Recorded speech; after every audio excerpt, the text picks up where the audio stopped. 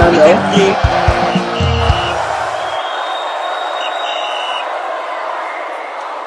Alright guys, welcome back to Fans Reaction on Final Star. What another beautiful night of football as Chelsea take on Los Angeles in the FIFA Club World Cup. Official Alpha, at your side now. You guys are back to winning ways. As usual now. I don't think anybody expects me Chelsea being lose guard today. Though I was expecting a lot of goals, but 2 goals is by the way. It's not bad. Strong finish in the first half. Yeah. Strong finish in the second half. Yeah. Win both half. I think it's something. Clean sheet into the game. Yeah. A good testament to our defense. Tosin Adebayo, Levi Colwill, solid. Roberto Sanchez, that the man in scope, in focus, solid. Okay. Had a nice 1 or 2 saves. Although they didn't actually trouble him much because of their blow attack, the Los Angeles attack. But above all, I think we deserve to win more than these goals because we didn't actually start the game well. But what do you expect when you start the season with the likes of Noni Madueke and the rest? But I've always said this, that Madueke does not deserve to be in Chelsea, let alone be starting games in Chelsea. But that's by the way.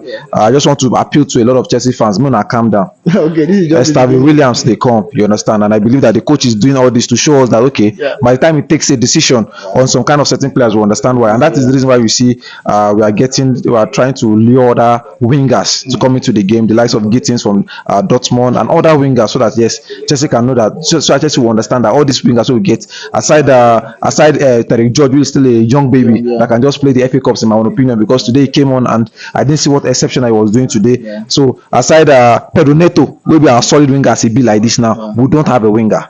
Modric is on exile. You understand?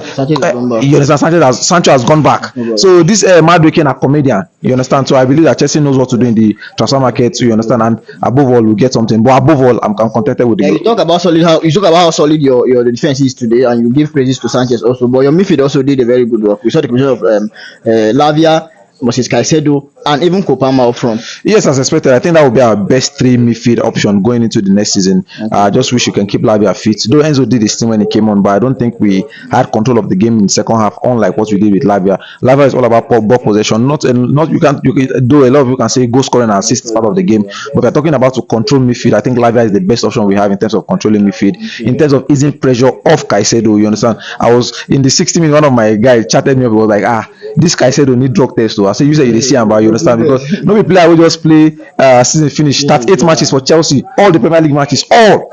You understand? You go World Cup qualifiers, play all the matches. Betis Conference League play. Then today he's playing almost 90 minutes to tell you how good he's doing, and he does all these things without yellow card. You understand? So I think it's a good thing that Caicedo is back, justifying the price tag. So I think Lavia, Caicedo is something to watch out for if Lavia can remain fit, and it's a good thing that we have options from the bench. The likes of Dario Sugo coming in now, the likes of Santos being on the bench that had a fantastic season with Strasbourg. We have a lot of options from the bench. The only place we need to work out is probably our wings, like I said, and I think the coach is looking at this. Like we said, it's a glorified friendly, a glorified preseason, and we are here to win something. But I think it's also a time for us to test what we can achieve next season, because Champions League is the Champions League, Premier League is the Premier League. We want to finish above 4th this season is the standard. You understand? Finishing 6th, finishing 4th, then probably finish 2nd. The next upper season you probably go for the league. So I think it's a good thing. Now we saw your coach starting the front line with the likes of Pedro Neto. We saw Nicolas Jackson and even Noni Madueke at the other side, and then I think Pedro Neto deliver tonight. Yes, as always, Pedro Neto is our best winger. I was telling someone that the worst version of Pedro Neto is better than the best version of Noni Madueke, because I'm talking about passes, crosses, finishing. You understand? Marking, tenacity, everything. Pedro Neto has it, and I think it all boils down to the calm and collectiveness of his professionalism. That's why we saw that first goal. He beat his man, slotting is a good one. Madueke had chances to score today, but he flops his line. Didn't pass the ball, was too stingy. There was a square play would have easily given Pedro Neto. He refused to pass. Score, you no gree pass. Dribble, you no gree dribble. You understand? 0% dribble success rate. Pass, you no gree do anything. No matter the only thing you were showing me today was your JC number, and you kept sagging. If you want Ola or Ola now, we'll know. You kept sagging, just drawing like if you are sniffing tobacco. Gone are the days when we see players that tie bandana, the likes of Seedorf, Ronaldinho. They were ballers. That's why they were tying bandana. Ronaldo can never play anything. Don't they tie bandana? Then Ronaldinho, they tie bandana. They sabi play, but Seedorf, go and watch Clarence Seedorf. When I was at AC Milan, when they do that, when he died, they play ball. You even then the pay where even went bandana, they play ball, but you never play anything. Don't they put bandana? I think the football body need to watch into that ball and ban him from that thing that is tying his head. Because I don't understand what they are playing for us. You never play ball, don't they tie bandana? it's too early of the season to start shouting, but I don't want to shout. I just want to look at the positive. I don't want to shout at them. I just want to look at the positive because these are the games. You know, see Bayern Munich yesterday. They can't go on top of his head now.